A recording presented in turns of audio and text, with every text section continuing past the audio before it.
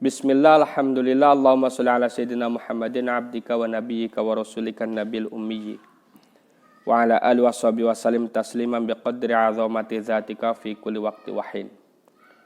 Bismillahirrahmanirrahim. Segala puji milik Allah Subhanahu wa taala, selawat dan salam semoga senantiasa terlimpahkan kepada baginda Nabi Allah Muhammad sallallahu alaihi wasallam, kepada keluarganya, juga kepada para sahabatnya, dan semoga kita semua termasuk orang yang soleh semuanya.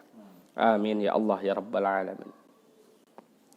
Bismillahirrahmanirrahim. Dalam kesempatan kali ini kita berusaha membedah mengkaji kitab Minahus Saniyah, yang mana kitab tersebut dikarang oleh Sayyidi Abdul Wahhab Asy-Sya'rani, memuat dan mencakup daripada wasiat-wasiat baginda Nabi Allah Muhammad sallallahu alaihi wasallam kepada Sayyidina Ali karamallahu wajhah, yang mana baginda Nabi itu bersabda,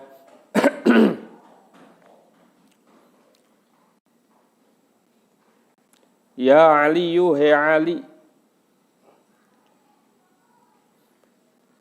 inni usi kal yaum biwasiyatin in anta hafadtaha ishta hamidan wa muttasyahidan.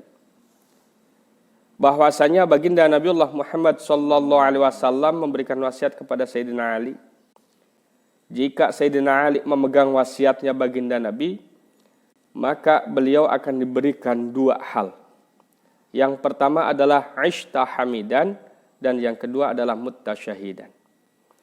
Artinya hidupnya terpuji dan meninggalnya juga syahid. Wa ba'asakallahu yaumal qiyamati faqihan 'aliman.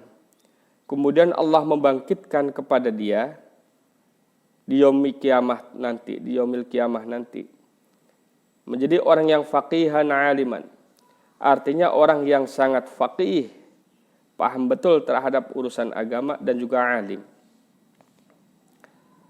Wasiat ini merupakan wasiat yang khusus yang diberikan oleh baginda Nabiullah Muhammad sallallahu alaihi wasallam kepada Sayyidina Ali karamallahu wajhah.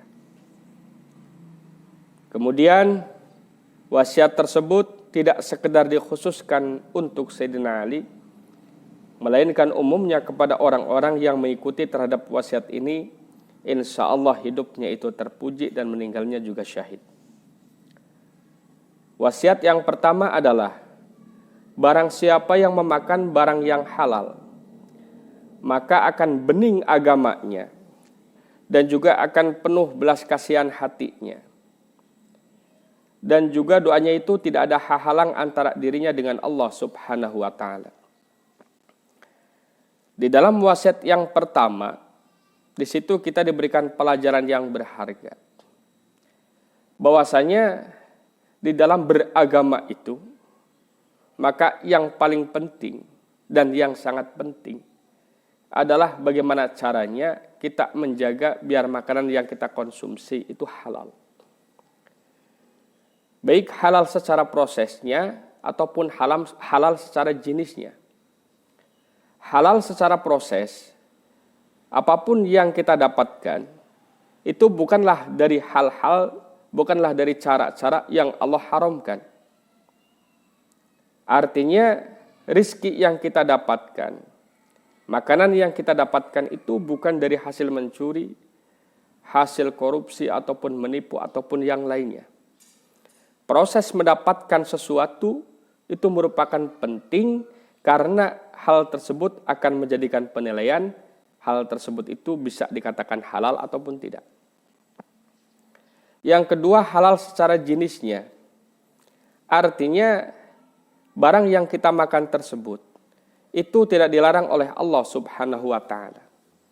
Contohnya seperti kita mengkonsumsi daging babi misalkannya.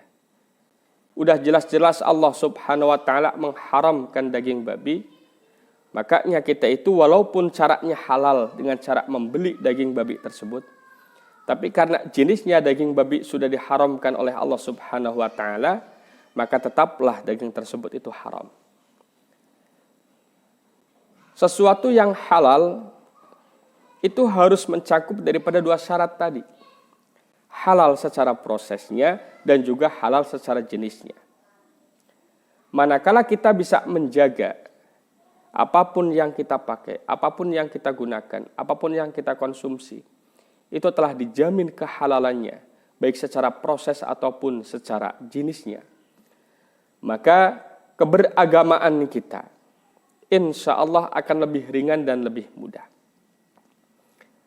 Adanya kita beribadah gampang, adanya kita menghafalkan Al-Quran mudah. Pertama kali yang harus kita lakukan adalah menyortir bagaimana caranya hal-hal yang kita makan itu adalah halal.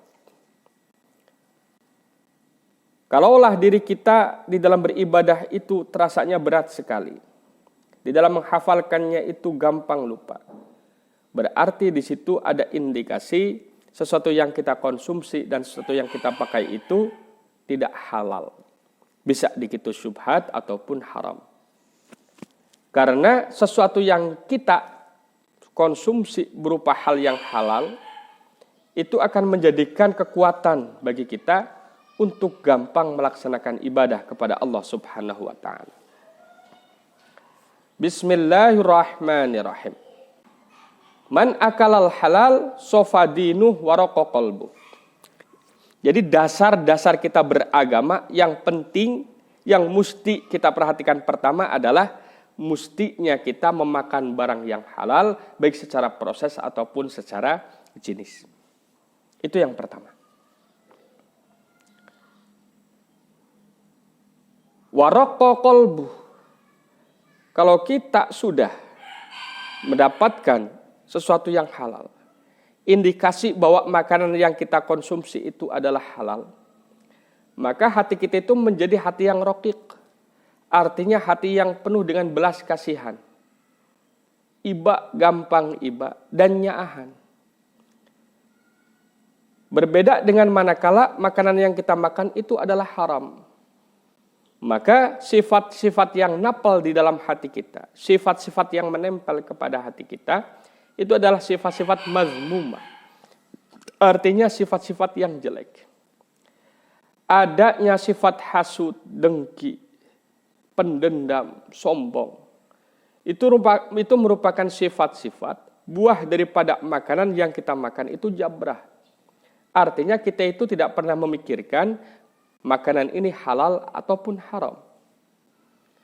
Apapun makanannya yang dikonsumsi oleh manusia, itu akan membuahkan, itu akan berdampak kepada sifat yang dihasilkan oleh manusia itu sendiri.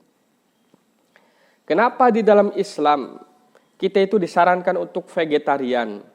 Silahkan memakan daging tapi jangan kaleluhi.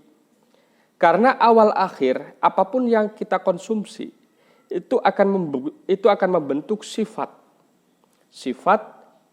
sesuai dengan apa yang kita konsumsi. Bismillahirrahmanirrahim. Manakala kita memakan barang yang halal, maka hati kita itu menjadi hati yang penuh dengan kasih, hati yang lembut, hati yang berehan, hati yang penuh dengan sayang, hati yang tidak gampang marah, dan hati yang tidak pernah dendam kepada sesama. Solehnya hati seseorang itu merupakan indikasi bahwa orang tersebut di dalam memilih makanan itu benar, yaitu memilih makan makanan yang halal. Tidak solehnya hati seseorang itu mengindikasikan yang dia konsumsi itu jabrah, bisa syubhat ataupun haram, tapi jauh daripada halal.